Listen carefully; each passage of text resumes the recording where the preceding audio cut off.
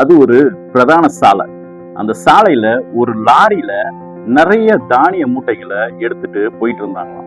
அந்த மூட்டை போற வழியில ஒரு மூட்டை என்னாச்சான், தவறி கீழே விழுந்து அந்த தானியம் எல்லாம் சிதறி ரோட்ல கிடந்தான். அதை பார்த்து நிறைய பறவைங்க சந்தோஷமா வந்து தங்களுடைய வயிறு முட்டை சாப்பிட்டுட்டு இருந்தான்.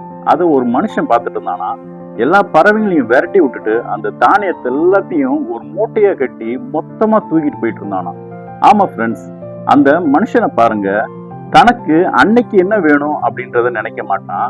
தனக்கு அடுத்த வருஷத்துக்கு என்ன வேணும், தன்னுடைய சந்ததிக்கு என்ன வேணும், தன்னுடைய பிள்ளைங்களுக்கு அடுத்த வருஷத்துக்கு தன்னுடைய ஜெனரேஷனுக்கு என்ன வேணும் அப்படின்ற நினைப்புலதான் மனுஷங்க இந்த நாட்கள்ல வாழ்ந்துட்டு இருக்கிறோம். நாளைக்கு நம்ம இருப்போமா இருக்க மாட்டோமா அப்படின்றது யாருக்குமே தெரியாது.